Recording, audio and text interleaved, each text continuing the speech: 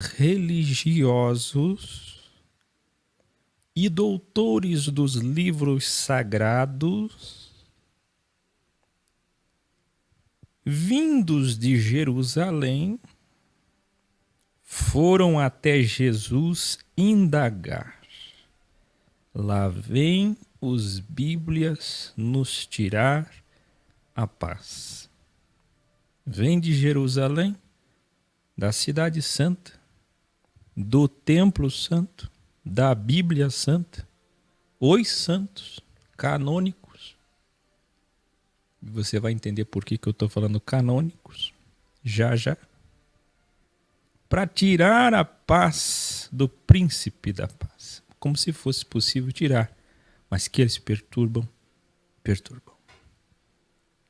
Indagaram: por que os seus alunos não obedecem à tradição da igreja?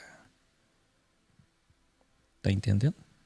Igreja é ajuntamento de pessoas em torno de alguma coisa. E a Bíblia? Olha a música nossa aí, ó, interpretada pelo Jairo. Por que os seus discípulos não obedecem à tradição? Veja que eles não estão perguntando de mandamentos, essências da lei, mas de tradição. Eu quero que você escreva aí, tradição.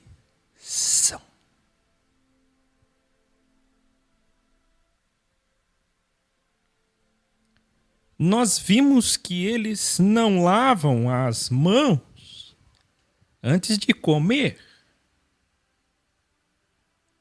Replicou a eles nosso Supremo Mestre: que moral vocês têm de virem aqui cobrar dos meus discípulos? Vocês lembram disso aqui? Hã? Lembra quando eu disse que a gente está reunido em qualquer lugar, físico, metafísico, virtual? E quando eles chegam, eivados, envenenados pelo sistema, e querem nos condenar, o que eu ensinei a vocês, vocês lembram? O que eu ensinei para os discípulos aqui? Vão lá ver a vida deles. Rapidamente você tem um dossiê. Já que nós não somos Jesus que conhecemos o desejo, nós temos que ir tateando até encontrar o desejo. Pelo crivo. Aí você vai na rede social deles, ou basta que você olhe um pouquinho para eles, linguajar, forma de agir, ódio. Você vai encontrar muita coisa. Jesus fazia isso. Só que Jesus, é Yahshua. E encontravam de Jesus o seguinte: que moral vocês têm para virem aqui cobrar dos meus alunos? Vocês se orgulham, aguça a sua audição, vocês se orgulham tanto da Bíblia e a usam para condenar, mas ela diz para vocês respeitarem os seus pais.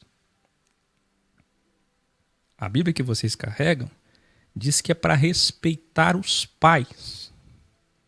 Respeitar pai e mãe.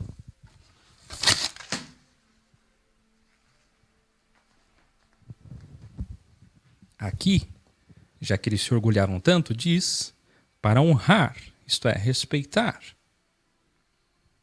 Respeitar, agora entenda. E vocês, por conta da tradição religiosa, ensinam os seus fiéis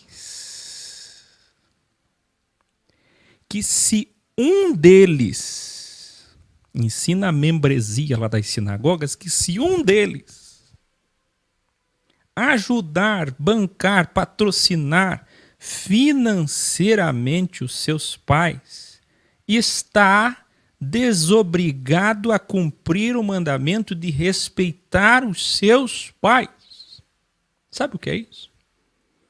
Jesus estava dizendo que eles se achavam não só obedientes à lei, donos da interpretação da Bíblia.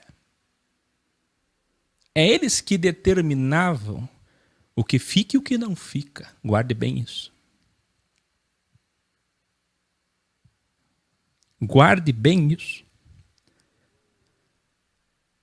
Ao ponto de que, olha, se os filhos que estão no tempo vigente da ação trabalhista, ou seja, estão na ativa, trabalhando, ganhando, prosperando, e os pais não têm salário, não têm aposentadoria, então geralmente os filhos bancam os pais. E eles pensavam, nós não vamos defender os pais, porque os pais não têm aposentadoria, não têm saúde para trabalhar, não têm dinheiro e não têm dízimo e oferta. Escreva aí, os pais não dão dízimo e não dão oferta. Está entendendo? Mas os filhos estão na ativa. E pelo fato que estão, têm dinheiro e ajudam o templo e bancam nossos salários, nossas despesas. Então, quem vocês acham que eles vão defender? Eles são aqueles que podem mudar a Bíblia. Eles interpretam como eles querem, como lhes convém. O que é canônico e o que não é canônico. Quem está entendendo? A profundidade do que Jesus estava falando dentro do contexto cultural. Tem que se entender o que acontecia ali. Qual era a história, a cultura? Olha, é verdade, diz para honrar os pais, mas se a gente defender isso hoje, ipsis literis, nós vamos nos dar mal, sacerdotes. Pastores que estão aqui, padres, nós não vamos ficar muito bem se nós defendermos isso. Porque quem alimenta, sustenta a nossa igreja são os filhos, não os pais. Entenda que naquela época era diferente de hoje. Hoje, os mais velhos têm aposentadoria, geralmente têm mais condições financeiras que os jovens, geralmente.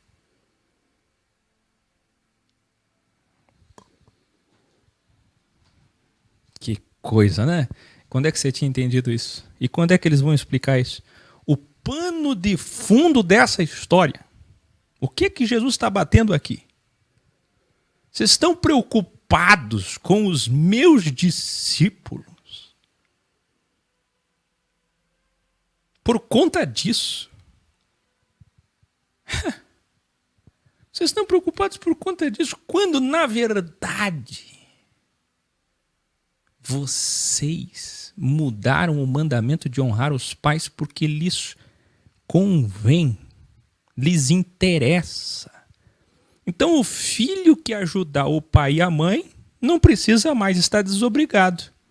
Então Jesus diz, vocês anulam a própria Bíblia, porque a tradição religiosa é maior que ela.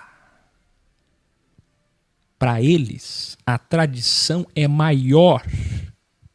A tradição é maior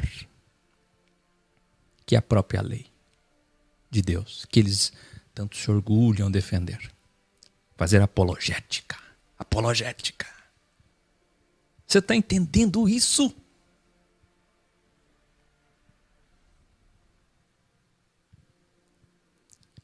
O que é essa tradição? A vossa interpretação que convém é maior que a própria palavra de Deus. Não é assim que diz o clichê crentez? O clichê evangeliquez? Palavra de Deus, palavra do Criador.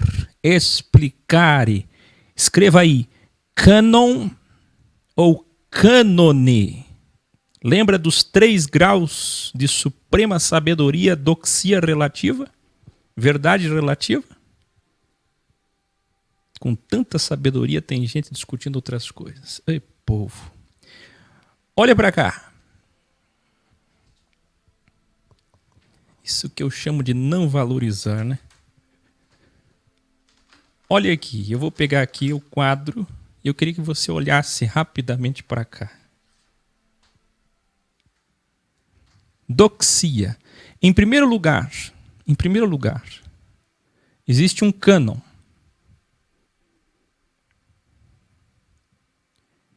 Que dá origem ao que é canônico ou não, o cânone, que por sua vez dá origem ao dogma, a doxia, relativa que convém.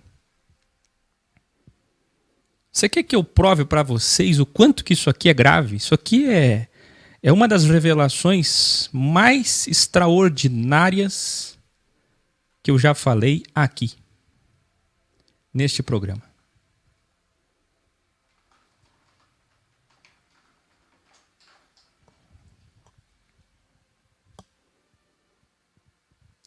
Olha para cá, aguça sua audição.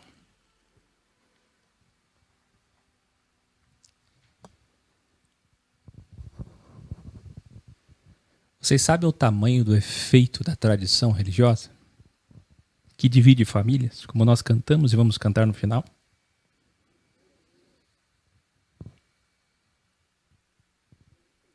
Vocês sabem?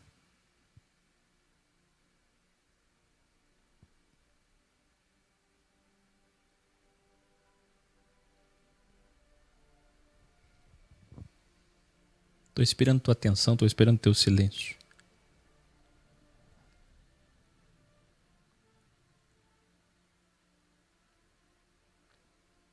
Você já ouviu a palavra apócrifo? Que muitos dizem, papagaiando, no clichê crentez, mas que nem sabem escrever ou nem sabem o que significa. Vocês já viram pessoas dizerem, isso é uma seita? Lembra do Delta? Isso é heresia. Herege. Isso é do diabo, isso é do demônio, isso é do mal. Vocês já ouviram frases como isso é apócrifo, isso não é inspirado. Isso daí não estava inspirado. O que eu não estava inspirado. Aquele homem é muito inspirado, muito usado por Deus. Aí no pentecostalismo você já vai encontrar expressões derivadas dessa. O que começou com a mãe católica sendo cânon, o que é canônico e não é canônico, o direito canônico, passou do catolicismo para o protestantismo como aquilo que é inspirado e passou para o pentecostalismo e neopentecostalismo como aquele que tem a unção de Deus, o Espírito Santo, que é batizado com o Espírito Santo ou que é usado por Deus.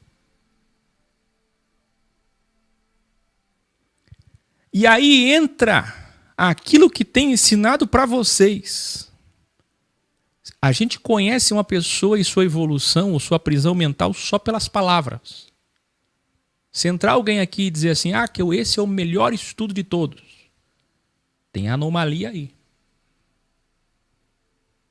A gente tem que tomar muito cuidado quando a visão é egóica. É o que eu gosto. Isso é sistema. A avó judaica é quem criou isso. Está aqui, ó. Jesus está refutando eles.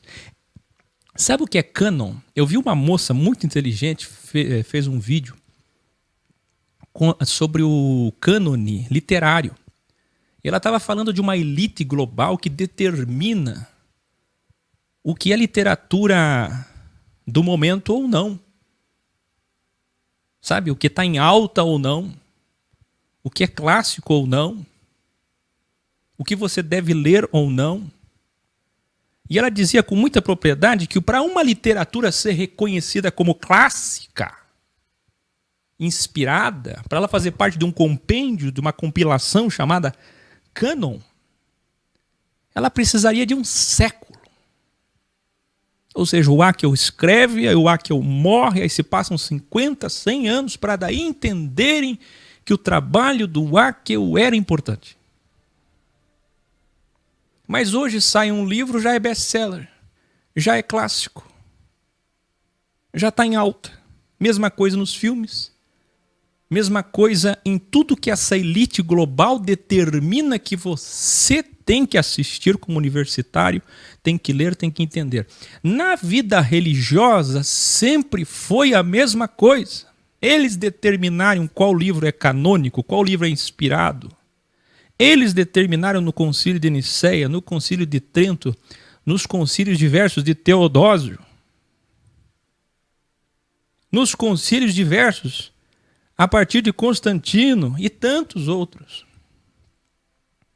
Mas antes de chegar no século IV, V, VI depois de Cristo, já nos dias de Jesus, a avó judaica do espírito da casa dos fariseus, aquele mesmo do Velho Testamento que matou os profetas, é aquele que determinava o que é canônico ou não é canônico. Essa música é inspirada. Aí sabe o que acontece? Se a avó faz isso, a mãe católica fez, as filhas protestantes fizeram, as netas pentecostais, neopentecostais e os desigrejados que dizem ter saído do sistema também fazem. Todos fazem. Eu quero que você escreva aí, todos fazem a mesma coisa, é o mesmo veneno. Escreva aí, é o fermento dos fariseus. F de fermento também, viu? Quando você vê um fermento aqui, ó, fermento, tira fora. Ajuda a pessoa porque ela está fermentada. Ou enfermentada, de enferma mesmo. Quem está entendendo o tamanho da profundidade do que eu estou falando, eu espero que tenha sábios aqui assistindo, porque até agora eu estou vendo esse chat ser usado só para o mal. Dá para usar para o bem aqui? Agora sim, começou a aparecer ali. Jairo, Ju, Vilma, isto.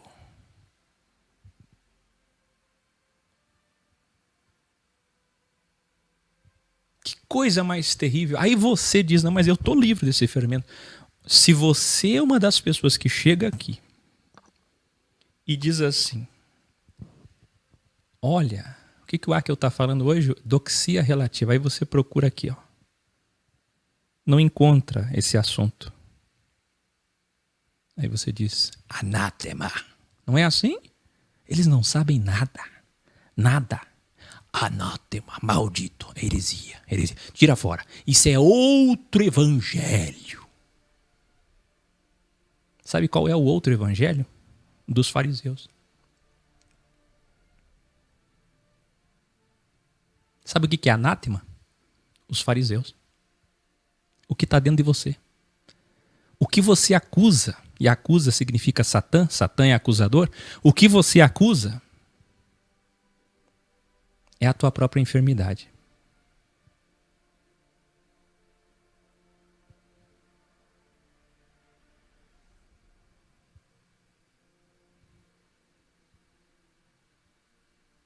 Isso é muito profundo, gente. Então, se o Akel fala alguma coisa e você dá lá um like, como essa geração maldita de likes, fazer o quê? Não pude nascer antes.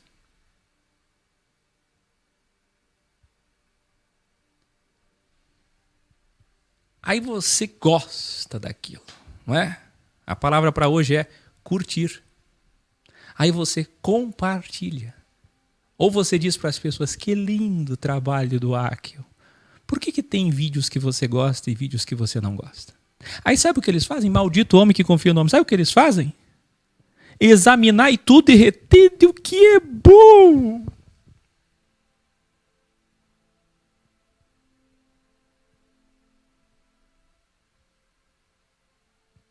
Eu vou chorar por esse povo.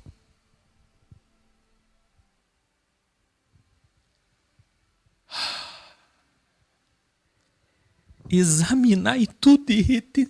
Quer dizer, escreva aí, caixinha de promessas é o mesmo efeito do fermento dos fariseus. É o que todo crente bibliquês, crentez, evangeliquez, catoliquez, fanático faz. Usam escrituras para a sua condenação. Isolam textos. Eu não tenho que confiar no homem. Quando encontra alguém que ele não gosta, maldito homem confia não. Quando encontra alguém que fala o que ele gosta, que bênção, que canônico, que inspirado.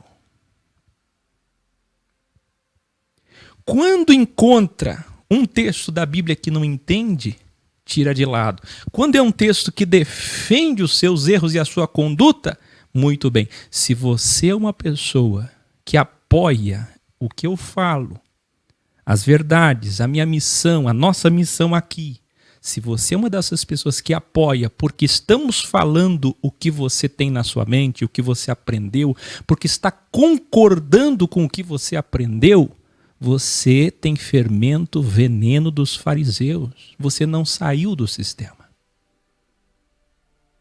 Só é puro o Deus que lê desejos aquele que está apoiando e gostando de algo, não porque está na sua mente, não porque concorda com o que ele aprendeu, mas pelo contrário, porque confronta, porque dói, porque vai contra a tradição religiosa, porque está mudando tudo dentro dele. É uma lavagem. É uma limpeza, é uma purificação do teu templo. Porque está evoluindo, está crescendo, está doendo, está confrontando. Mas sabe o que existe até hoje? Foram eles que criaram o fermento. Sabe o que existe até hoje? Só é o cânone, só é o cânon, só é doxia, só é lei. Aquilo que eu gosto, aquilo que não me confronta, aquilo que me conforta. E é aí que mora a expressão coceira nos ouvidos. Como que Jesus disse para amar o próximo e disse para desconfiar do próximo? Não confie no homem. Como que Jesus disse para examinar e reter o que é bom? Ou Paulo tivesse dito isso nesse sentido que eles interpretam para a sua condenação. Quando foi que Jesus, Paulo, qualquer um deles deu a entender que era possível descontextualizar e pegar o que lhe apraz, lhe convém, lhe é mister?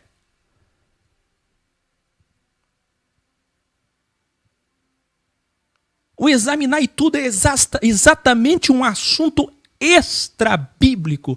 Paulo está ensinando que é para você sair da Bíblia, para examinar os provérbios, as culturas gregas, pagãs, de fora, dos gentios, do mundo inteiro, e reter o que é bom lá de fora. E não da ortodoxia, que é o bem e o amor, e nem das doxias, possivelmente relativas da fraternidade. Está todo mundo enganado, gente. Está todo mundo enganado.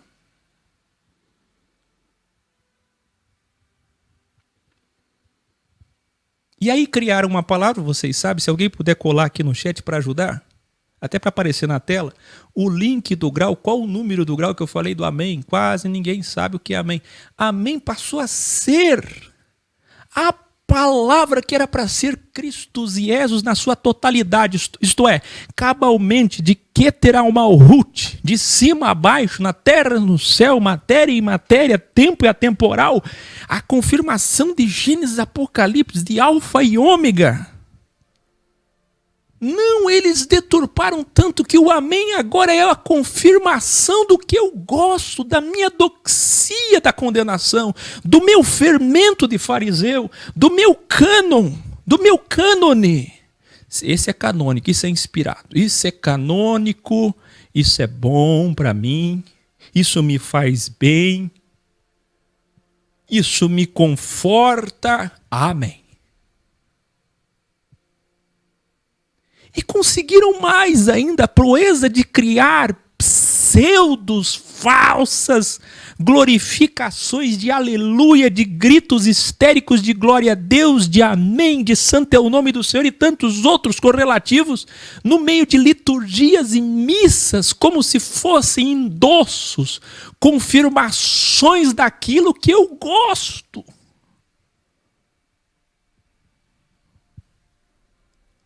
Se eu gosto, aleluia. Se eu gosto, glória a Deus. Hipócritas.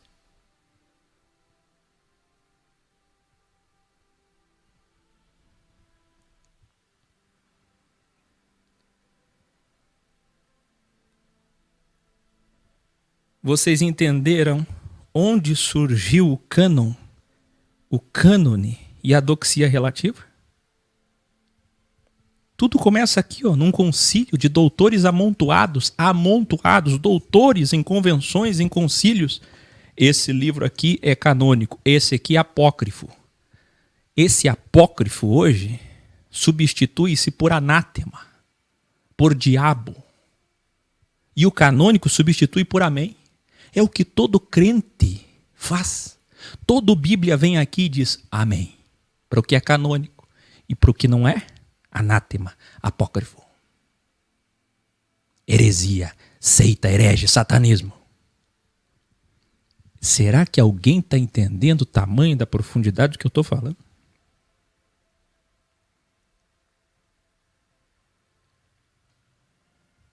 É o grau 100 sobre o amém. Muito obrigado. Cânon ou cânone, etimologicamente do latim é régua. A linha que mede, do grego é cânon, que é a vara reta, que se tornou o decreto eclesiástico e paradigma eclesiástico. Jesus continua. Estão preparados?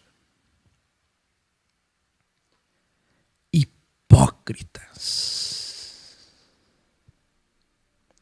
O que vocês não sabem, Luiz Alberto, pelo amor de Deus, que pergunta é essa? O que vocês não sabem é que a própria Bíblia de vocês diz em Isaías. Se orgulhavam tanto da Bíblia, mas não conheciam nem a própria. Diz em Isaías, eles só me honram com a boca. Lembra do fenômeno Isaías? A aparência. Mas o coração me desonra. Se prepare aí, porque está escrito em Isaías. Vocês fazem cultos, liturgias, missas para mim, mas vocês em vão me louvam, em vão me adoram, e suas pregações não passam de dogmas ensinados por homens. Dogmas, cânon, cânone, doxias relativas que lhes convém, que lhes interessam. Isaías já falava deles. Então o Salvador olha para a multidão e diz: você percebe? Os discípulos comiam sem lavar as mãos. E lá vieram os bíblias lhes tirar a paz. Jesus refuta eles publicamente. Isso que eu fiz agora, Luiz Alberto, tem hora para fazer as perguntas, não é por mal.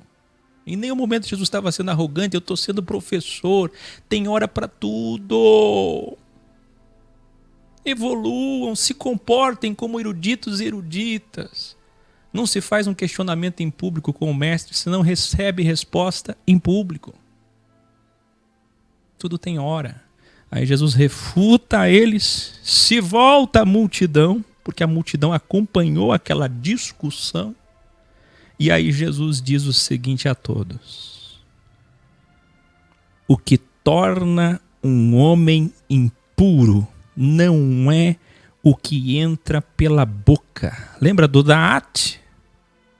Mas o que sai por ela. A boca é o nosso altar. Os aprendizes se aproximam e dizem baixinho: mestre, vem cá, mestre.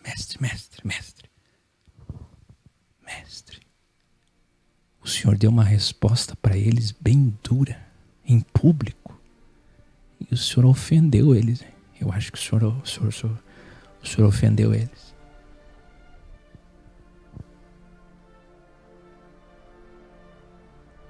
iluminare. Ao que ele responde aos discípulos em particular: toda planta que o Supremo Arquiteto dos cosmos não plantou será arrancada pelas raízes. Eu quero que você guarde isso. Quem é que vai arrancar pelas raízes? Quem?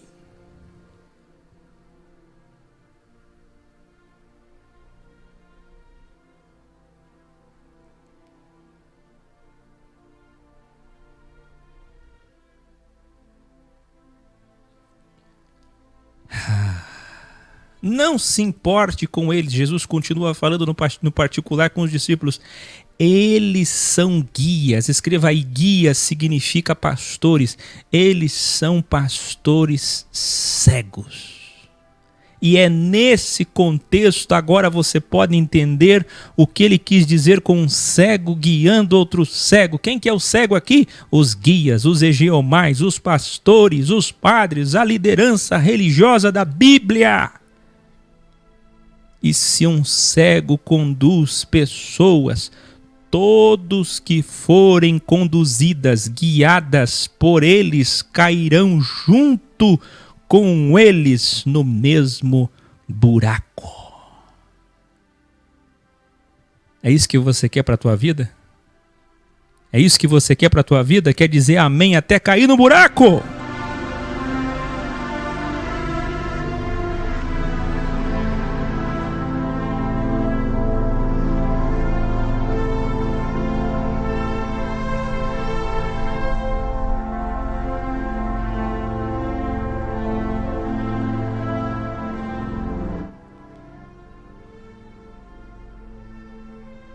Pedro, em particular, pede a explicação da metáfora. Jesus preocupado, igual eu estou sempre preocupado aqui, chego até a cansar vocês. Jesus diz: por que não conseguem entender algo tão óbvio?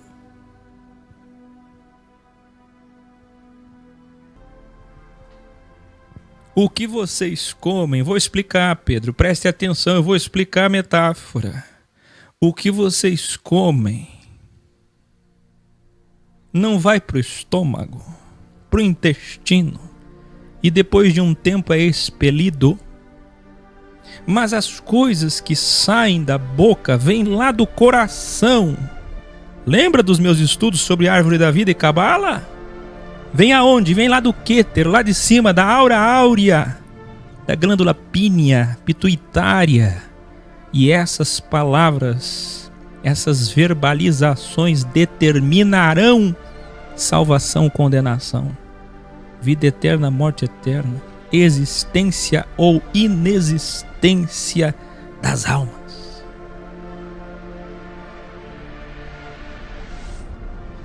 Da mente saem os maus pensamentos. Sabe o que Jesus está falando aqui? Do satanismo da cabala, não é assim que os crentes falaram para mim? Sabe o que Jesus está falando aqui? A lista é grande. Ele diz: olha, antes de alguém adulterar, trair sua esposa, antes de alguém cometer um assassinato,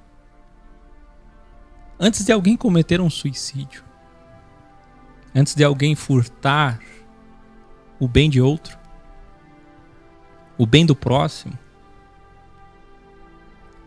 qualquer tipo de ação do mal começa aqui. Por isso que Deus lê, qual foi o primeiro ensino de Jesus? Intenções, desejos e motivações. Ele não vê aparência. Tudo começa dos pensamentos, lá de cima, do topo do arquétipo da pirâmide, e depois materializa-se. Então dizer que alguém do bem não é santo, é do diabo, é herege, ou qualquer outro julgamento maligno. Isso não está aqui no contexto, entenda. Quem de vocês está, como bom discípulo, aprendendo, evoluindo cada grau? Os que estão prestaram atenção quando eu ensinei o ápice, o santo grau do que é blasfêmia contra o Espírito. E o que é blasfêmia? Quem lembra? Ele disse: vocês prestarão contas até da mais inútil palavra que sair da vossa boca ou dos vossos dedos. Então, quando você diz que alguém não é santo, que é do diabo, é herege, ou qualquer outro tipo de julgamento maligno, calúnia, maledicência, é isto que torna um homem impuro. Sabe o que é blasfêmia contra o Espírito, o bem? Sabe o que torna um homem impuro? Não é comer sem lavar as mãos, como diz a Bíblia. Não. Eu quero recomendar outra série que eu vou colocar no aplicativo X.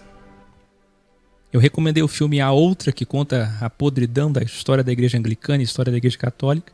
Recomendei a série Reinado, que conta a podridão de Lutero, Calvino, John Knox. Quer dizer, Calvino não nesse momento, John Knox, que é tão idolatrado e as pessoas não conhecem seu trabalho. E tantas séries que mostram a verdade sobre Hitler, quem colocou ele no poder, os protestantes, e tantas coisas.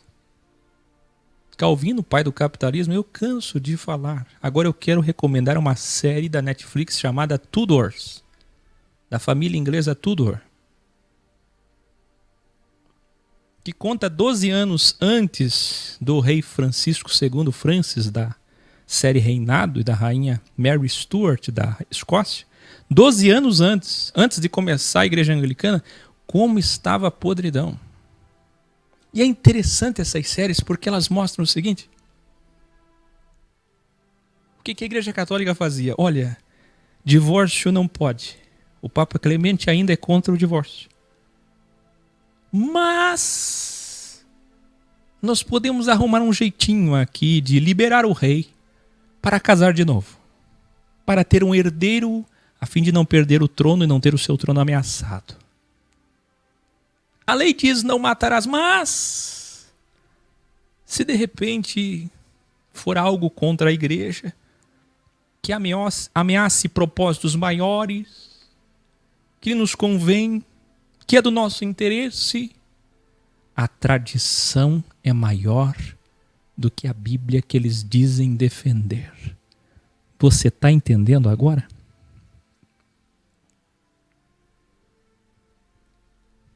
Então, quem é que torna o homem impuro? O que sai da boca. Eu quero que você escreva aí. O que torna um homem impuro é o que sai da boca e o que sai dos dedos. Eu quero todo mundo escrevendo isso aí. O que sai da boca e o que sai dos dedos. Muito cuidado quando você chamar alguém de herege. Porque se essa pessoa for herege mesmo, muito bem. Mas se ela for bem intencionada,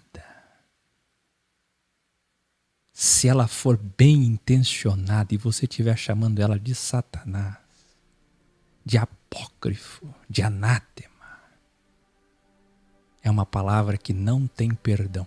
Foi Jesus quem disse. Tenha muito cuidado antes de refutar alguém. Só refute se você tem certeza dos desejos dessa pessoa.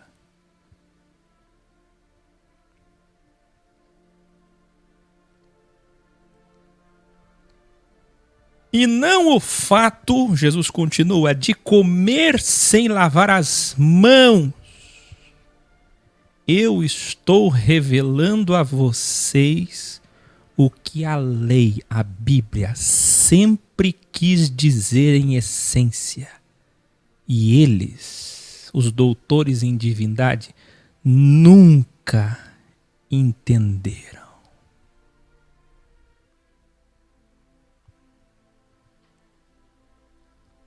Saindo daquele lugar, Jesus foi para os povos pagãos. Olha para onde que Jesus está indo agora.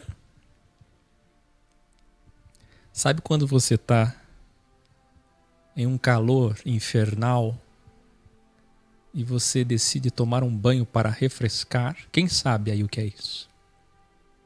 É o que Jesus fez. Ele estava num calor infernal no meio daquele inferno, cercado de doutores da Bíblia. Ele disse: eu vou refrescar minha cabeça. Para onde que eu vou? Onde é que estão as águas tranquilas e que refrigeram a alma? Onde é que estão? Nos povos fenícios, pagãos, idólatras. Porque lá não tinha ninguém para acusá-lo, condená-lo. Lá são pessoas que reconhecem seu trabalho. Olha para onde que ele está indo, que eu revelei nos graus anteriores. Tiro e Sidom. Revelare. Uma mulher cananeia, ela acreditava em deuses. Astarte, Astarote, Baal. Lembra dos gênios? Fazia rituais, magia. Natural, dali, veio até ele gritando: Senhor, filho de Davi. Olha o reconhecimento. Ele acabou de sair dos doutores da Bíblia que nunca reconheceram isso. Essa é uma mulher que não tem conhecimento nenhum da Bíblia. Nenhum da teologia, nada. Nunca entrou numa sinagoga.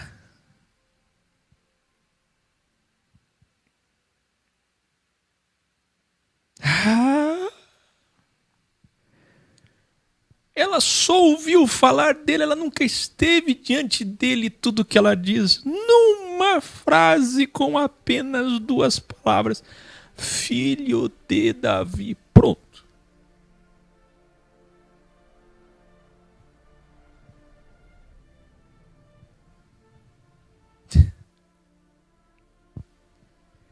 Tem misericórdia de mim. Minha filha está endemoninhada, perturbada, está sofrendo muito. Jesus fica em silêncio. E os discípulos, incomodados com o silêncio do mestre e da mulher que não parava de gritar, para defender o mestre, porque interpretaram errado, não conheciam ele ainda, pediram para que ele mandasse a Cananeia embora. Eles interpretaram errado, eles não conheciam ele. Eles tinham muito que evoluir ainda.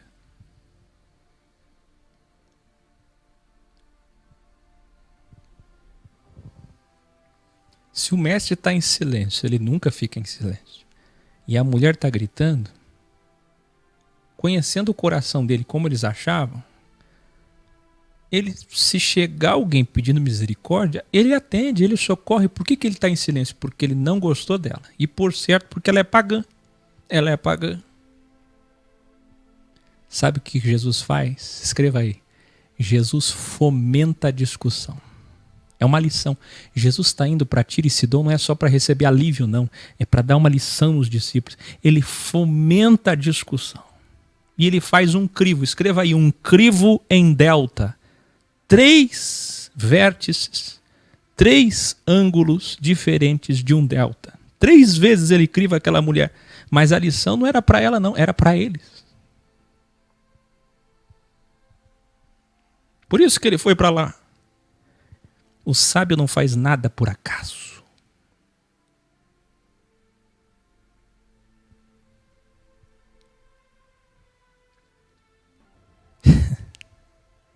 Manda ela embora, ela está gritando.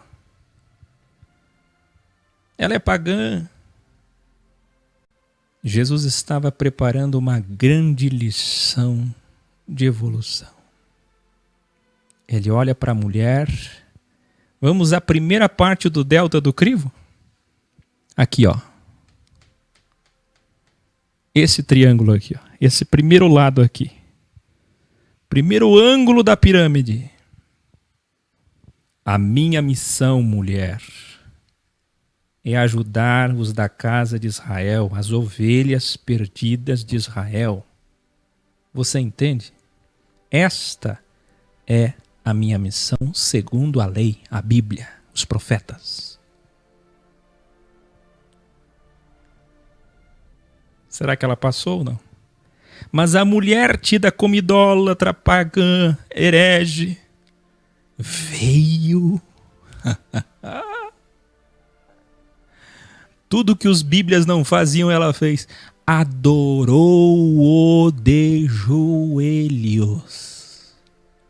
E insistiu: Senhor, ajuda-me. Fico imaginando o coração de Jesus apertado. E Yashua insiste mais uma vez.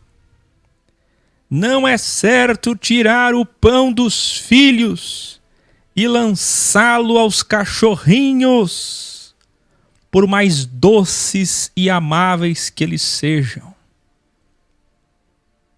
Não foi pejorativo. Não. É um cachorrinho dócil, amável. O que ele está falando é simples. Um pai só tem comida para os filhos. Não tem para os cães. Só tem para os filhos. A fome era muito grande naquela época, vocês vão ver agora. Era muita fome. As pessoas morriam sem ter o que comer. Era normal ter fome. Passar 3 dias sem comer, vocês vão ver hoje. Então imagine um pai que só tem um pouquinho de pão e tem os filhos e tem os cachorros. Para quem que ele dá? Para os filhos. É isso que ele está dizendo. Eu tenho pouco tempo, eu tenho 1260 dias. Meu pão é para Israel, depois para vocês. Mas ele não falou isso. Está entendendo? Está entendendo? Está entendendo? Os cachorrinhos são dóceis, são amáveis, merecem comer. Mas só tem comida para os filhos. Ela, porém, não desiste. Vamos recapitular aqui, agora sim. A primeira aqui, vamos pegar da Dextra. A primeira parte do crivo foi o silêncio. Estou recapitulando melhor. A sexta, a vértice aqui da sexta, foi quando ele disse para ela: olha, mulher, eu vim para a casa de Israel. E então, quando chega no arquétipo, ele diz: olha, não posso tirar dos de Israel, da Bíblia, que tem a lei para dar para você. Não posso. E os discípulos vendo aquela evolução, quando ela não desiste, porém, e exclama: sim, Senhor.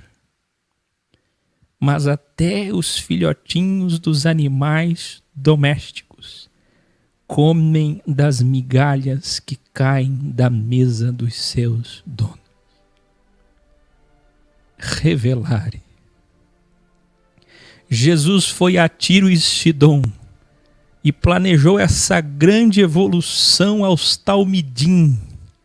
Jesus, sabendo que esse seria o resultado diante dos seus iniciados alunos, respondeu a mulher: mulher cananeia, grande é a sua fé, seja exatamente conforme o que você deseja. Desejo é oração. Revelare. A sua filha sarou imediatamente. Que lição, que evolução. Mesmo fora do tempo, os derradeiros, os gentios pagãos já estavam chegando primeiro. Vê, em Israel Jesus tinha espiões da Bíblia que espiavam sua liberdade, conspiradores que conspiravam sua morte e condenação. Mas na terra dos gentios pagãos e idólatras, ele tinha a verdadeira adoração e amor.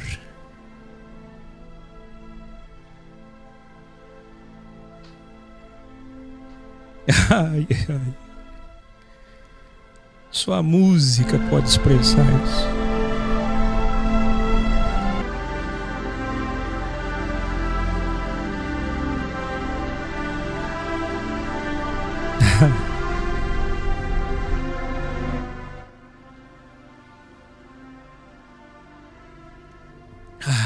Que coisa linda.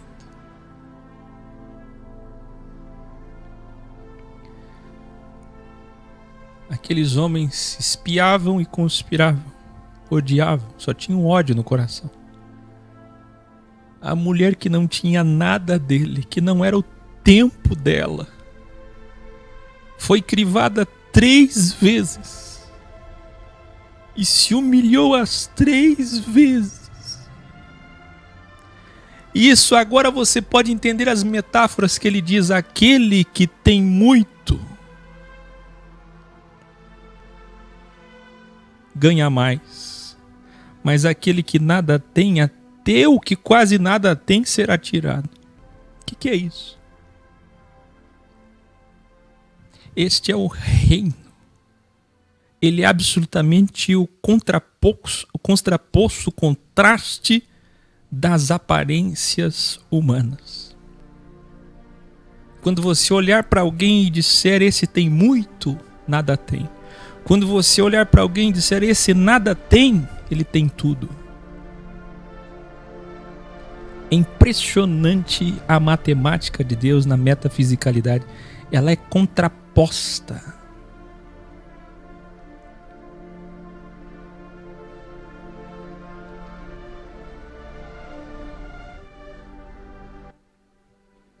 Dali o mestre foi à beira-mar da Galileia. Depois subiu a um monte e se assentou, quando outra multidão se aproxima com muitos enfermos, e ele com misericórdia os curou. Jesus chamou os seus discípulos e disse: tenho compaixão desta multidão. Já faz 3 dias que eles estão comigo e nada tem para comer. Você está entendendo? Jesus curou todos os enfermos que vieram atrás dele no monte, mas estavam com ele há 72 horas sem comer. Eu pergunto, será que as pessoas o amam mesmo? Você o ama tanto assim também?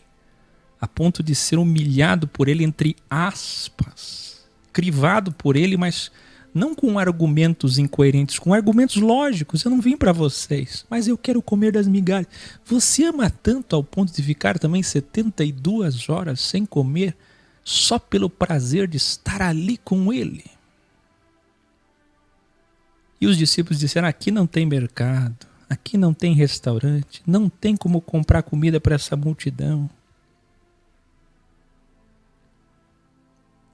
Aqui é deserto e novamente não temos pão suficiente para alimentar tanta gente.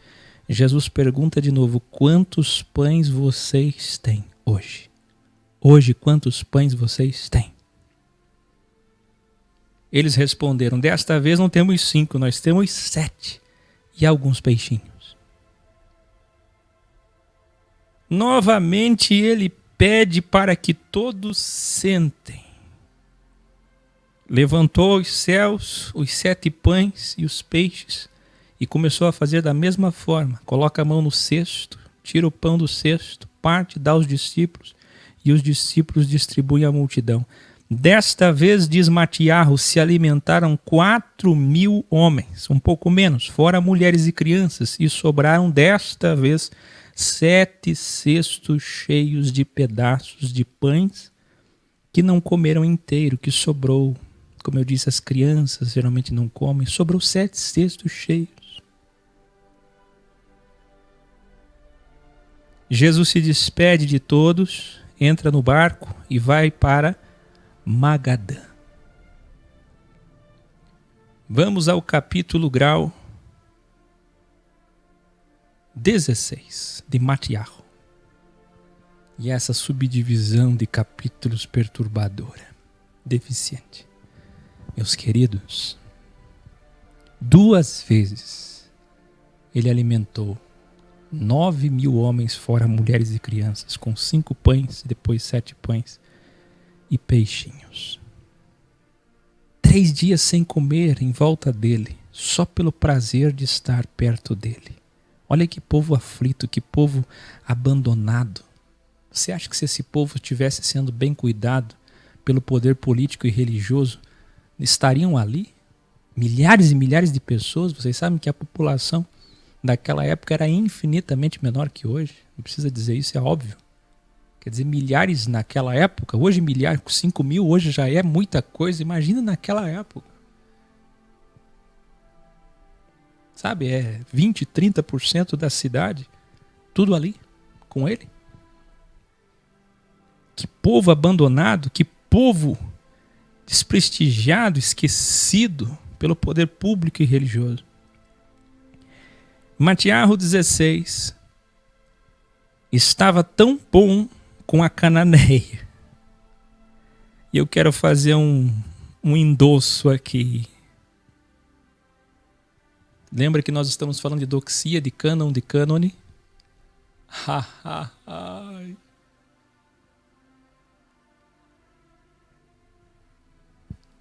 Jesus fez o apelo para a cananeia. Jesus disse a ela: vai ao templo, vai à sinagoga, se apresenta ao sacerdote, vai buscar a salvação dos judeus, ou vai ler uma Bíblia, compra lá um pergaminho.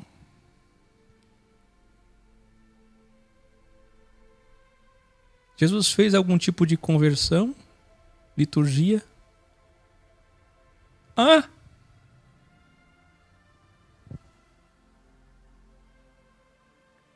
Por quê?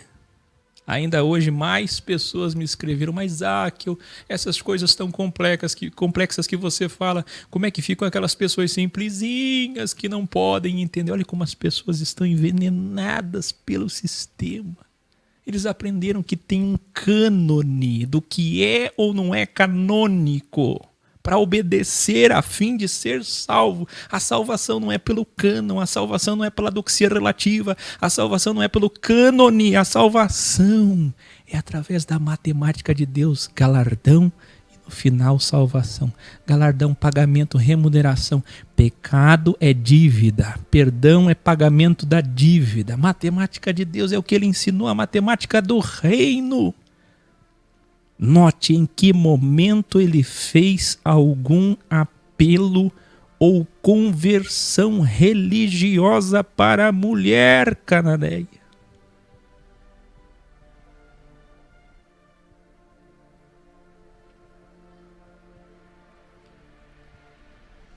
Estava tão bom com a multidão. Escreva aí, 3 dias sem comer. Ele também. Sem comer. Mas é porque não tinha comida mesmo. Cadê o Jesus do caviar, hein? Da casa na praia. Cadê? 3 dias sem comer junto com a multidão. Você sabe o que significa a palavra política? Significa ajudar os pobres. Essa é a raiz. Que hipocrisia, não é? Sabe o que significa religião? Religare. Ligar o homem novamente a Deus. Da terra a Kéter, ao reino. Que hipocrisia, não é? 2 palavras lindas, política e religião, que não podem ser demonizadas, mas que hoje o são. Mas Jesus era um verdadeiro político, porque ele sim alimentava os pobres, cuidava dos pobres, passava fome junto com os pobres. E ele sim religava o homem a Deus. Religava o homem a Deus. Ele é a verdadeira política e a verdadeira religião. Ele estava tão bem com aquele povo, com a mulher cananeia em Tiri-Sidom, com aquele povo passando fome e ele ali feliz só pelo fato de estar com eles. Mas a vida é dual, não é? Alegria e tristeza. É hora de enfrentar as víboras novamente que esperam por ele. Os líderes religiosos aproximaram-se, e diz Matiarro, e o puseram à prova, pedindo um sinal no céu. Vocês devem lembrar que a segunda vez, eles são tão criativos, é a segunda vez que eles querem passar vergonha em público, diante da multidão. O Senhor pode nos dar um sinal no céu para, de fato, sabermos que você é o Mashiach? Que coisa, não? Qual a intenção deles, afinal? Mas eles vão ouvir. Vão ouvir. Jesus vai dizer, se prepara aí que eu vou aumentar a música. Vocês entendem até de previsões meteorológicas. Quando o céu está vermelho de tarde, significa que vai fazer bom tempo. Mas se de manhã o céu está vermelho e nublado, significa que vai vir tempestade evolutiva. Vocês sabem interpretar o céu, o clima, mas não sabem interpretar a Bíblia. Vocês sabem interpretar os tempos, as estações, a chuva, mas não entendem das eras, dispensações do Pai Celestial. Vocês são perversos e adúlteros, e portanto nenhum sinal será dado. Ele repete o que ele já tinha dito sobre o mesmo tema, a não ser Jonas 3 dias no seio do oceano e eu 3 dias no seio da terra. Então, ao saírem dali, os discípulos se esquecem de levar os pães para o outro lado do mar. E Jesus diz para eles, eu quero que você escreva aí, abre aspas, tome cuidado com o fermento, fecha aspas.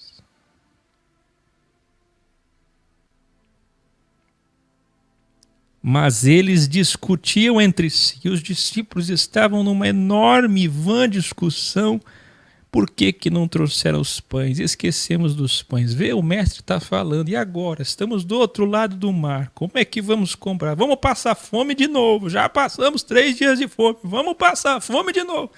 Ao que Jesus, vendo a discussão, se aproxima e indaga. Meus alunos, eu já alimentei milagrosamente 9.000 homens, fora mulheres e crianças, 2 multidões. E vocês estão preocupados com o que vamos comer?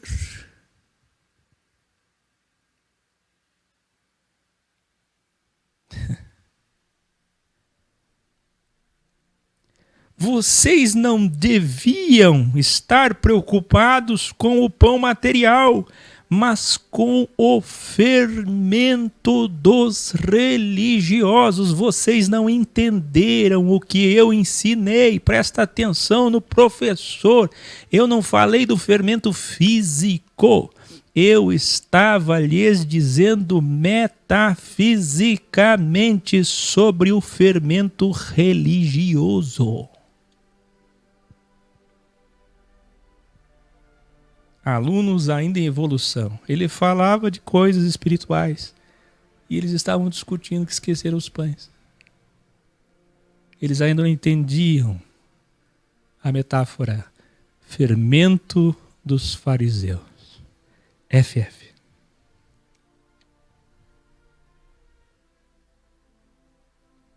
Chegando em Cesareia de Filipe, onde tinha um templo feito de mármore, perguntou aos seus aprendizes: vocês que estão ouvindo mais de perto as multidões, o que eles estão dizendo que eu sou? Preste atenção. Ao que os discípulos responderam: ah, mestre, cada um diz uma coisa diferente. Alguns da multidão dizem que você é João Batista, outros dizem que você é Elias, porque primeiro tem que vir Elias. Escreva aí, primeiro tinha que vir Elias, Malaquias 4. Então eles acham que você é Elias, não é o Mashiach ainda. Não pode ser agora, já, o Messias já está aqui, não é possível. Eles não conseguem acreditar, você pode ser Jeremias, outros dizem que o Senhor é qualquer um dos outros profetas. Jesus se vira para eles e pergunta: e quem sou eu para vocês? Eu quero saber quem sou eu para vocês que me conhecem mais de perto. Pedro toma a palavra e responde: tu és o Messias. Para nós o Senhor não é Elias. Para nós o Senhor é o Messias. O Criador gerado, filho, como um homem, humus, terra, vivo. Jesus se volta para ele e diz o que é equivalente hoje ao termo que eu não gosto, parabéns, para você entender. Que alegria, Simão, filho de Jonas. Essa revelação não veio do teu corpo, da tua carne e da tua matéria, mas veio dos céus, da imatéria, do próprio Criador. Revelare. Quem está preparado aí para revelare? Isso aqui vai ser lindo. Isto aqui vai ser lindo demais.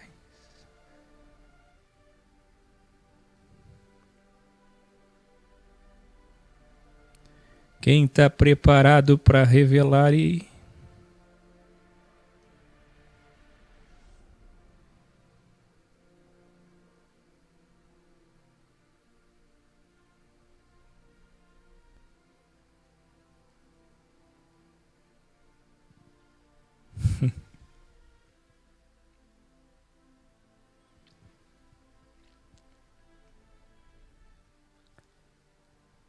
Aqui habita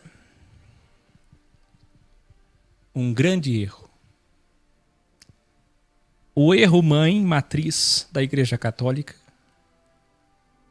mas que a teologia protestante, ao refutar a sua mãe, de onde ela foi gerada, também erra igualmente. Vocês saberão a verdade que transcende mãe e filha. O original diz o seguinte: você é Pedro, apontando para ele. Faça aí, ó, aponta para Pedro aí. Coloca o dedo bem no coração de Pedro aqui, ó, no peito dele. Você é Pedro, é assim que Jesus fez. Apontando para ele, como ele mesmo disse em sua epístola, 2 Pedro 2, que significa pedra pequena, pedregal, pedregulho, pedra que rola, pedra de rio, Petros.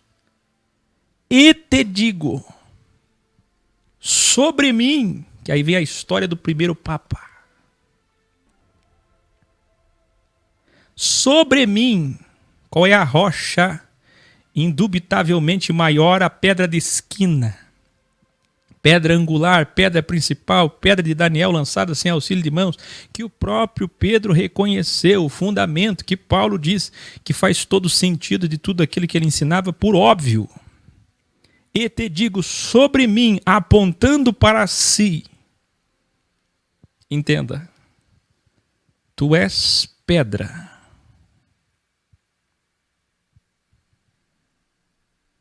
E te digo, sobre mim, o dedo se volta para ele. Rocha sólida, Petra.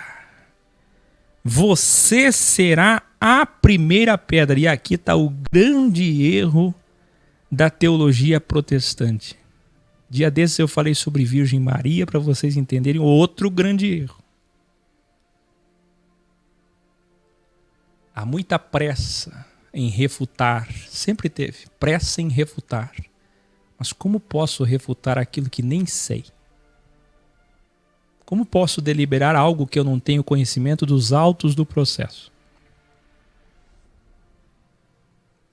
Juízes e juízes pelo mundo, julgando causas com martelos nas mãos, julgando e julgando sem conhecer nada.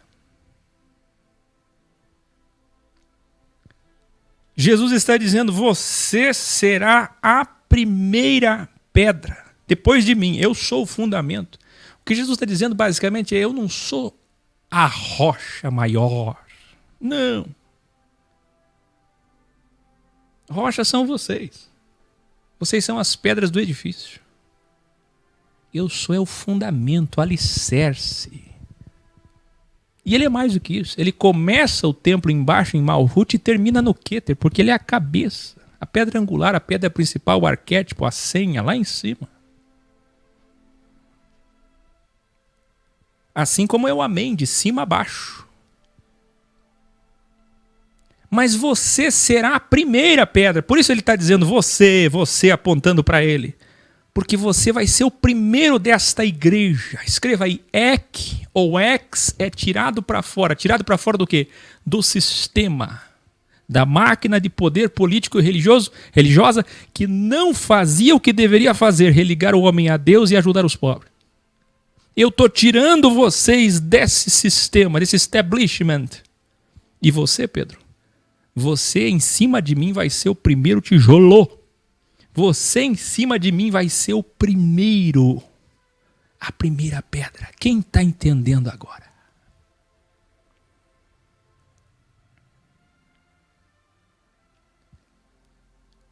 Esse é um grande revelare. Uma discussão interminável de pessoas que não conhecem. Você será a primeira pedra. E a partir de você, construirei a minha congregação. Não é sobre você. Não estou te dando poder, domínio e autoridade para dominar homens. Se fosse assim, era substituir Anás e Caifás por outro homem, por outro mercenário. Se fosse assim, não tinha por que ir contra o sistema. 1260 dias de Jesus contra a religião e a política. Ir contra um sistema para montar outro?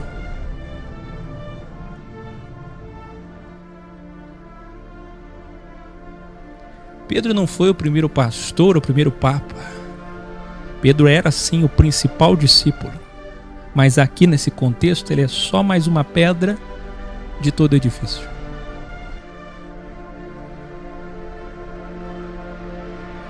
Ele é a primeira pedra.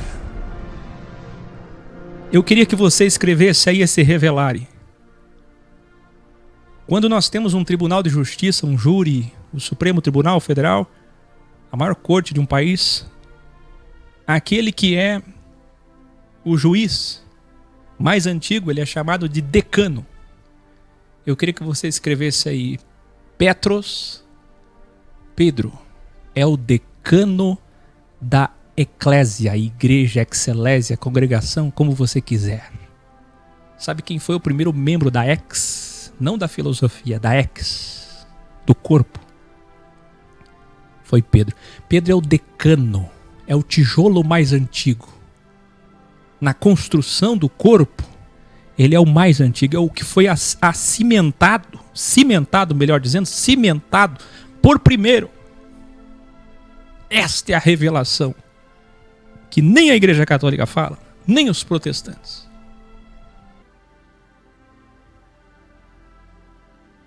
Pedro é o decano da excelésia, ou excelesia. Que lindo! E as portas do Hades, o inferno, não importa se inferno que veio depois do latim, partes inferiores, porque ele está se dirigindo à terra mesmo, à matéria. Toda vez que fala de inferno, está falando de sistema. Eles eram os filhos do inferno e faziam outros filhos do inferno. Ele está apontando para a religião, para a política. Ele estava em Cesareia. Tinha diante dele um templo branco feito de mármore. E é exatamente nesse momento que ele aponta para Pedro, aponta para ele e aponta para aquele templo. Ou quem sabe na direção do templo, do pórtico de Salomão, não importa, porque é o que ele sempre fez e fez em outro momento de novo, nós veremos mais para a frente. Aí ele diz, e as portas da religião e da política, do sistema, se dirigindo aos religiosos, não vão vencer vocês. Por quê? Porque ser testemunha, Fábio Viana, mártir, é morrer. Eles não sabiam disso ainda.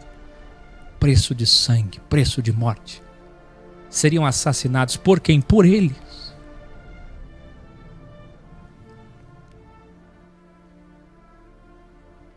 Mas não vão prevalecer sobre vocês.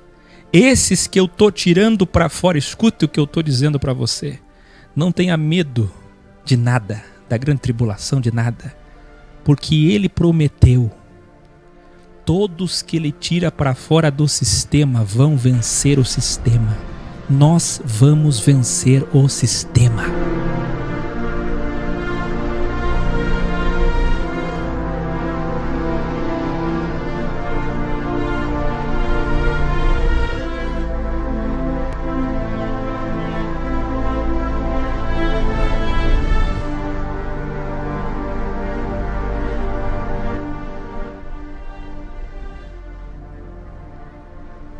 Vocês agora, ele continua, olha o revelar aqui, ó. Vocês agora possuem as chaves do reino dos céus. Sabe o que é reino dos céus? São os cosmos atemporais, da verdadeira existência além da física quântica.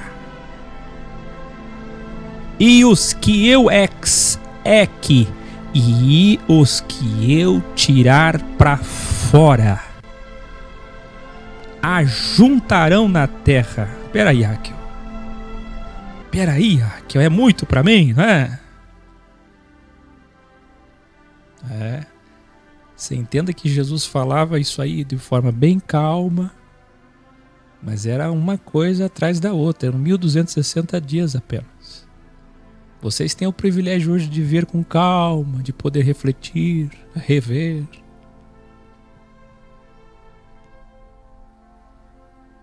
Por mais calmo que Jesus falasse, isso aqui passou rápido. Eles precisavam ficar atentos, porque era muita coisa. Peraí, Raquel. A minha Bíblia diz, ligados na terra, desligados. Pois é, a tua Bíblia está adulterada em sinônimos. Quem compilou a Bíblia e disse que é cânon, canone, doxia, quem determinou que apócrifo não é, também determinou que determinadas partes do livro sagrado precisavam ser alteradas.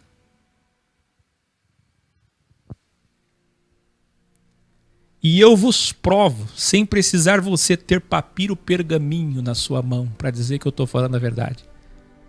A verdade é o óbvio. Escute aqui. O texto diz o seguinte: vocês agora possuem, não é você. Ele não está falando que Pedro tem a chave. E qual é o símbolo do Vaticano até hoje? Vaticano, vaticínio, símbolo, chave.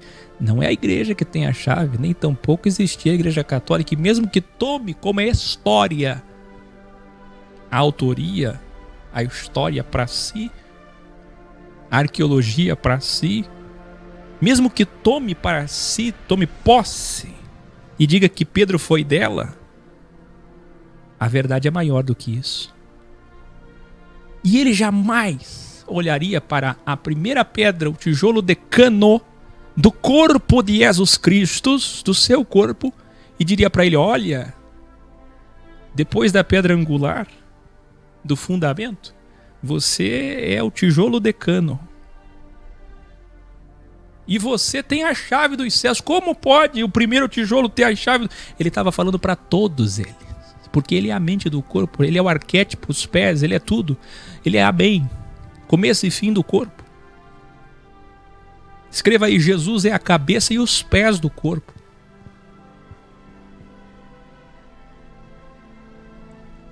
Então onde é que estão as chaves? As chaves estão nas mãos de todos que saem para fora do sistema. As chaves não estão na minha mão para eu deliberar o que eu quero. É quando o corpo errade em unidade. É por isso que grandes coisas vão acontecer em Atos. E nós vamos ver capítulo a capítulo, versículo a versículo de Atos. Grandes coisas vão acontecer porque eles eram um corpo.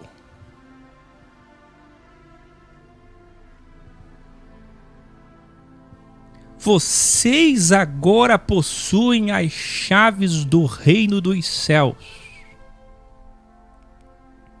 E os que eu tirar para fora,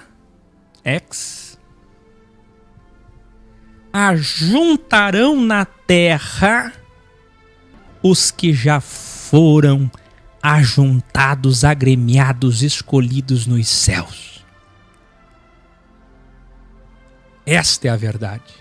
Escritos no livro da árvore da vida, entenda, livro da vida, da árvore da vida, antes da fundação do mundo, pela sua presciência, anuência. Não é ligado, nada pode ser ligado em campanha nenhuma de homem nenhum. É o corpo que tem poder, que tem autoridade no sentido de ter recebido aval, a procuração de falar em seu nome e agremiar os que já foram separados. Santo significa separado. Santo não tem conotação mística. Santo é separado. Os que foram separados, santificados, esses sim canônicos. Se tem alguma canonização é essa. O resto é santolatria. Canonização é a separação lá no cosmos atemporal, pela mão de Deus, dos que venceriam o mundo. E ele está olhando para esses que ele está tirando por primeiro. Quem são os que ele tira por primeiro? 12 tijolinhos. 12 tijolinhos, 12 anciões, 12 sábios que estarão lá. Eu já ensinei vocês como será o formato da nova Jerusalém. Tá entendendo que coisa mais linda?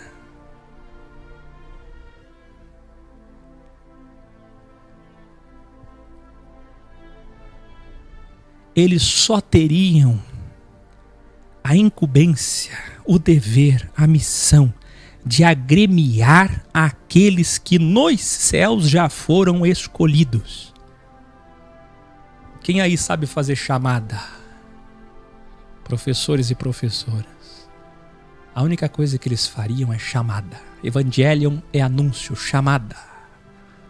É chegar nas cidades e dizer: Maria Eduarda da Silva, teu nome já consta lá como alguém que vai vencer o crivo.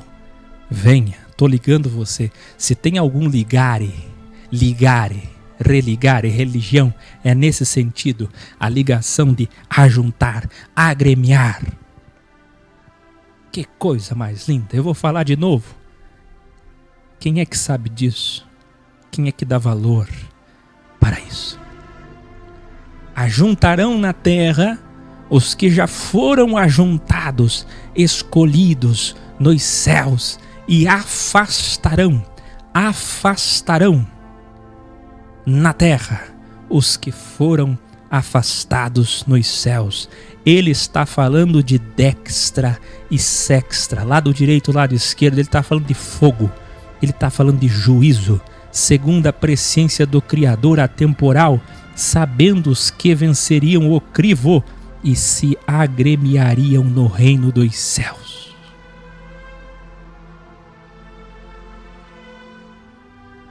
Não contem a ninguém ainda que eu sou essa revelação que Pedro teve. Qual é a revelação? Filis Dei, Deum Ipsum. O próprio Criador em carne, como Filis. Aquela revelação que Pedro teve não era para falar para ninguém ainda. Jesus começa então a revelar para eles que a sua missão encerraria em Jerusalém, sofrendo nas mãos, adivinha de quem? Dos religiosos e doutores da Bíblia. Que era necessário que ele morresse, mas ele voltaria a viver depois de 3 dias. Preste muita atenção no que vem agora. Ele não acabou de dizer: tu és o Messias?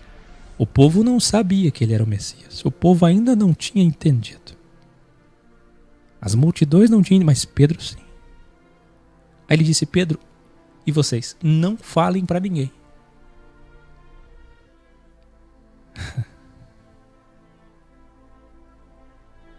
Quando ele diz que ia morrer na mão dos bíblias, Pedro chama em particular. Os discípulos estavam ali, era uma reunião esotérica interna, entende? Pedro, o principal, por certo, estava com a autoestima lá em cima, ó, por ter respondido muito bem diante de todos, recebeu um parabéns do mestre. Como é bom ser elogiado pelo professor. Aí Pedro chama ele no canto e diz: isso que o senhor está falando não tem coerência. Eu não deixarei o senhor morrer. Os bíblias vão lhe matar? Os bíblias jamais vão encostar um dedo em você. Porque eu te prometo, eu e os discípulos vamos te guardar. E Pedro estava sendo sincero. Aí eu quero que você escreva para mim: pode um homem bem intencionado, querendo proteger o seu mestre, muitos de vocês aqui me protegeriam se vissem alguém me atacando no encontro? Pode alguém bem intencionado, apenas querendo, desejando proteger o seu mestre, estar possuído por Satanás? Pode? Por acaso agora ser bem intencionado é ser possuído por Satanás?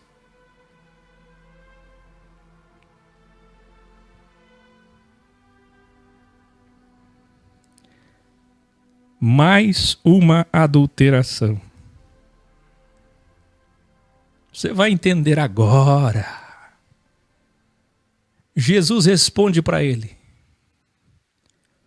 o mal, não é Satanás, fique longe de você, Pedro. Mal aqui é ego. Escreva aí: ego igual a mal. Você deve ser uma pedra inicial, o decano, o tijolo decano da igreja. E não uma pedra de tropeço. Você tem que ser a pedra inicial, não é principal. Principal é Jesus, inicial é Pedro. Principal, escreva aí: pedra principal é Jesus, pedra inicial é Pedro. E não pedra de tropeço, como é o mal. O mal dos religiosos que ficam tropeçando os outros e atrapalhando o plano de Deus. Quem pensa como homem fisicamente e materialmente só atrapalha o plano do Criador. Pense espiritualmente. Entenda o plano de Deus. Escute. Não faria sentido algum o homem que acabou de receber uma revelação divina que veio dos céus, dizendo: tu és o Messias, isso só pode ser dito através do Espírito Santo, estar possuído imediatamente depois pelo ser criado na Idade Média com chifre, Satanás.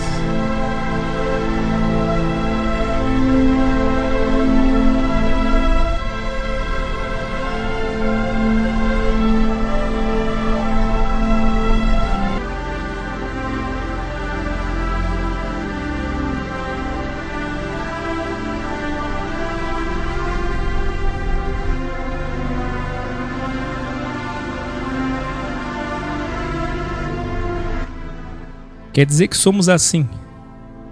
Uma coisa é ser dual. Outra coisa é ser do mal.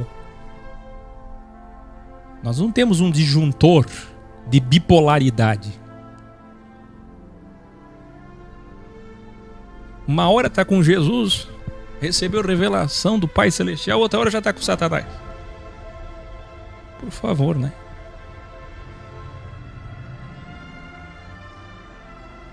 Jesus e Pedro se aproximam. Lembre que Pedro chamou ele para um particular, dos demais discípulos. E o mestre lhes diz: se vocês querem me seguir, preste atenção que é a continuação do que eu estou falando. Precisam, em primeiro lugar, negar Satã. Agora você entende? Negar o ego. A sua vontade é o ego. Os seus desejos, o seu cânon. E então tomar a sua cruz. Isto é, não fazer a sua vontade. Revelar. Ao perceber a fala de Pedro contrária ao seu macropropósito de morrer por nós, estava Jesus Cristo ensinando a eles que seguir a ele significava ser mártir, morrer. E quem os mataria? Quem ia matar eles? Os religiosos, os políticos. E para serem evoluídos a tal ponto de entenderem os planos eternos, precisariam antes de tudo vencer o seu ego. Como ele venceu e deu exemplo, Mateus 4. O verdadeiro Satanás aqui, que é a sua vontade. A sua vontade. Sabe quando a pessoa diz, amém, que eu ensinei o cânone? Isso para mim é bom, amém. Eu estou retendo o que é bom. Isso é canônico, isso é anátema. E essa separação humana segundo os seus desejos é típica de religiosos que não venceram Satã. Portanto, não são seguidores de Jesus, são seguidores dos seus desejos e das suas vontades, dos seus gostos. E aí vocês podem entender quantos estão enganados.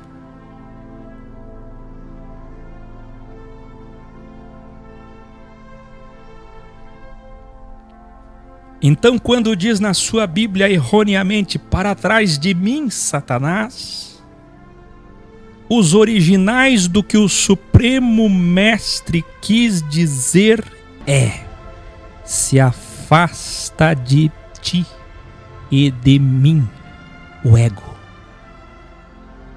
as suas vontades. O ego que não nos permite querer morrer,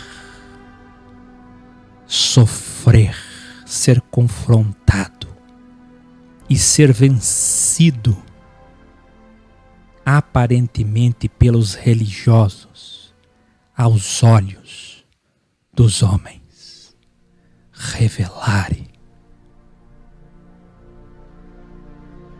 Nosso Rabi continua: se um de vocês escolher o ego, perderá a vida eterna. Mas quem vencer suas vontades, viverá para sempre. O homem que só pensa em si pode ganhar fama, dinheiro, pode ganhar o mundo inteiro, mas perderá a sua alma. Eu vos digo, ninguém pode comprar a vida eterna. Tá aí a série Carbono Alterado, para mentir aos homens, mesmo que por ficção, que o homem pode comprar a vida eterna. Eu voltarei com os anjos e vou dar vida e morte. Jesus não vai voltar só para trazer vida, não. Primeiro vem a morte, de acordo com o que cada homem desejou, fez. Agora, uma pergunta que o nosso querido Frater Maicon de Itapema, Santa Catarina, me fez numa reunião na casa da Ita um dia. E eu, no momento, sentei com ele e disse: tem muita coisa errada aqui, vamos ter que escrutinar isso aqui. Depois, numa outra reunião, eu disse para ele: tem a ver com o próximo capítulo, subdividido errado, e aí que mora o problema. Hoje vos revelo.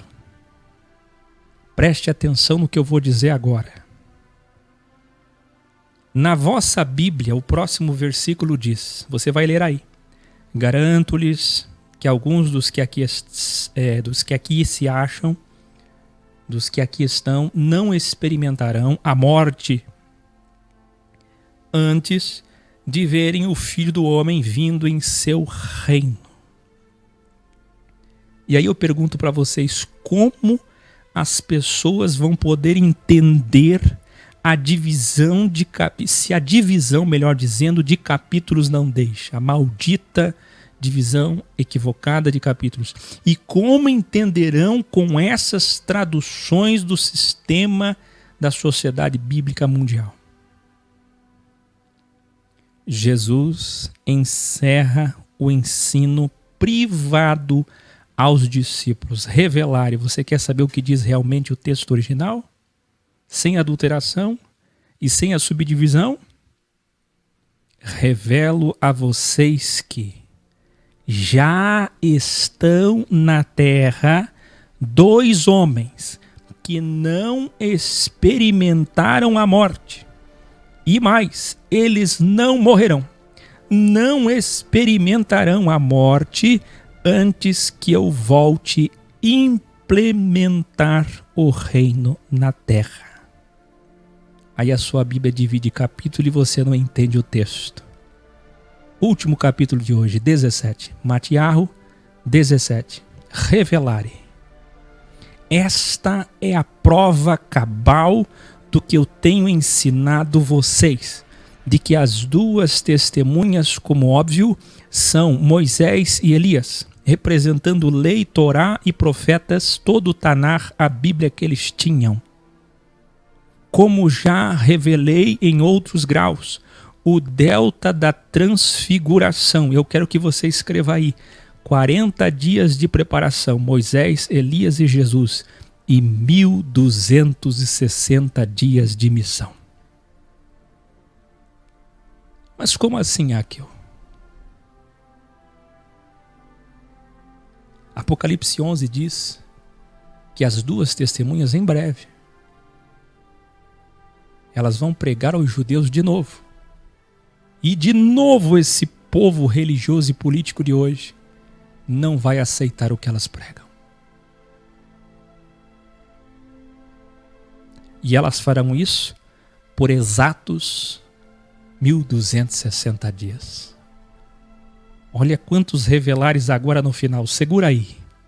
Nos primeiros 1260 dias teremos o cumprimento de 2 Tessalonicenses 2, que já vos ensinei, o engano que julgará os homens, ajuntando primeiro a palha. Eu pergunto: quem batiza com fogo? Cristo. Quem ajunta a palha? Cristo. Quem arranca pela raiz? Cristo. Quem arranca a planta do mal primeiro? Quem dá poder à besta? Quem une o mundo em Apocalipse 17, 17? Quem? Só é ensinado por aí o Jesus que salva.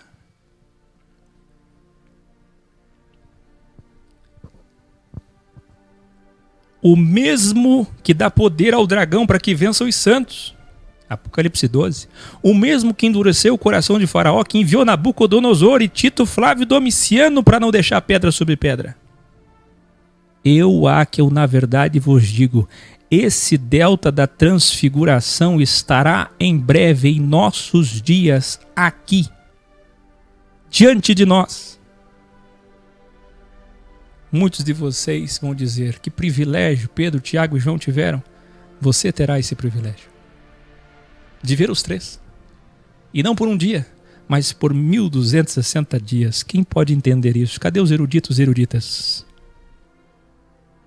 Quem entendeu que o último versículo do capítulo 16 está adulterado ou de uma forma que ninguém entende, subdividido errado, e está falando deles, Moisés e Elias. Agora preste atenção, eu vos digo que esse delta da transfiguração estará em breve em nossos dias aqui, os 3 vivos diante de nós em Jerusalém. Moisés e Elias levando o trigo à destra. Cadê os sábios para entender? O que vem em seu próprio nome, engano, o antimachia vai ajuntar a palha à sexta. Quem é o anticristo? Os sábios não temerão o anticristo, porque sabem quem ele é e o que ele veio fazer. Muito diferente das mentiras que você ouviu até hoje. Para então as 2 testemunhas serem levadas aos céus, Apocalipse 11, e iniciar então 1260 dias de caos. Aí sim, grande tribulação. E então sim vem o reino. E aí se cumpre o que nós ouvimos agora e Jesus Cristo dizer: eles não experimentarão a morte antes que o reino venha. Entendeu? E por que adulteraram isso? Porque revelar faz parte dos propósitos deles. Porque agora, quando ver o antimachia, muitos vão querer atribuir a esse texto. Quem é sábio, entenda. No mesmo lugar, os discípulos, sem entender, pensando entre eles que seriam os que não morreriam, imagine eles ouvirem aquilo. 2 que estão entre nós não vão morrer, o reino vai vir, então o reino vai ser agora. Eles achavam que o reino já ia ser por aqueles dias. Jesus ia morrer, ia voltar à vida e já ia trazer o reino, naqueles dias. E que 2 deles, e começaram a pensar, quem será de nós 2? Deve ser Pedro, o principal. Talvez Pedro e Tiago, talvez Pedro e João. Só que acontece que no mesmo lugar, 6 dias depois, escreva aí, 6 dias depois, Jesus chama para uma revelação esotérica. Vai abrir o dicionário e ler o que é esotérico. Interna, privativa. Pedro, Tiago e João, um delta. Quais são os 3 que ele chama? 3 homens, uma pirâmide, Pedro, Tiago e João, até um alto monte. Vocês sabem que todo cume de um monte, um alcantil, também é outra pirâmide, é outro delta. Onde diante deles Jesus foi transfigurado, com o rosto como o sol e as roupas como luz. Surge então diante dos seus olhos Moisés e Elias. Eles estavam conversando com Jesus, outro delta, Moisés, Elias e Jesus. Pedro grita a Jesus: Senhor, esse lugar está tão bom. Se o Senhor me permitir, eu farei 3 tendas. Uma para o Senhor, uma para Moisés e outra para Elias. Veja que os alunos, os iniciados, Pedro, ainda não se livrou do seu ego. Jesus tinha acabado de dizer: você tem que vencer o seu Satã, o seu ego. Novamente Pedro está diante de uma coisa, de algo divino, de um revelar extraordinário. E ele continua tendo uma visão material. Ele não evoluiu ainda, mas dá tempo para Pedro evoluir, dá tempo para você evoluir também. Ainda dá tempo.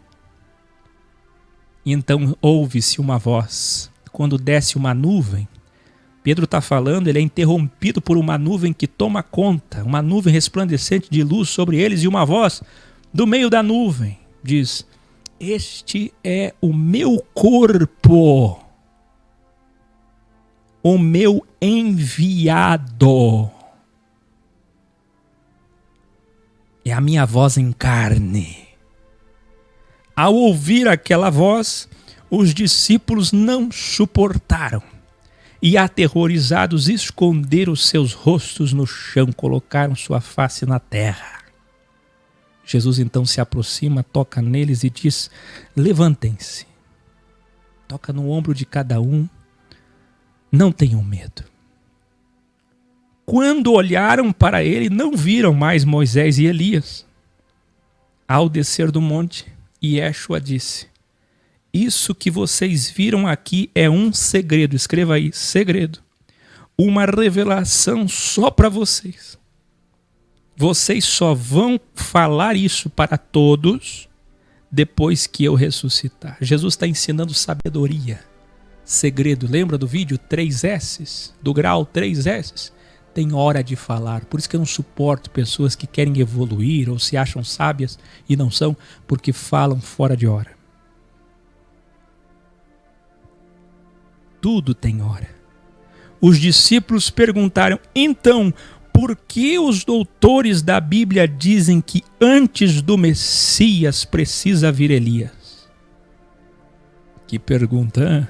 Que pergunta. Não é fácil ser professor às vezes.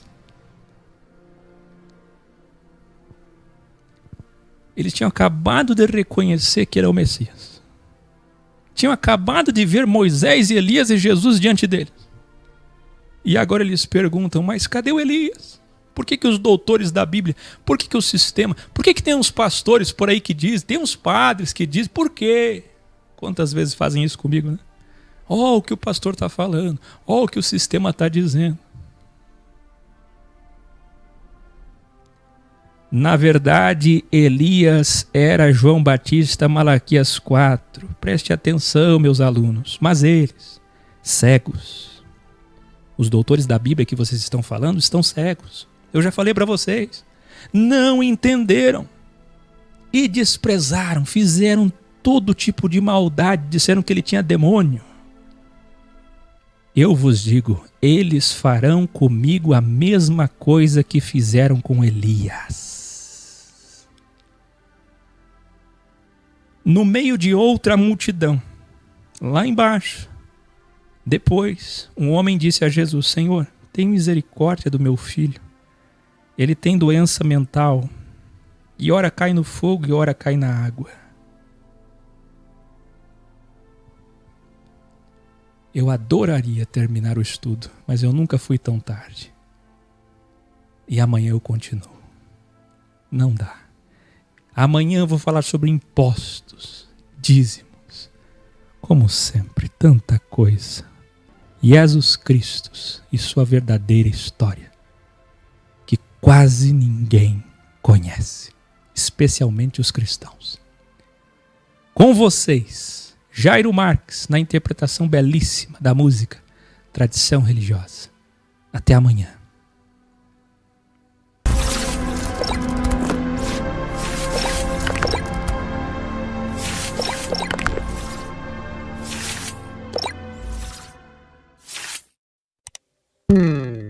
Se o medo ou a tradição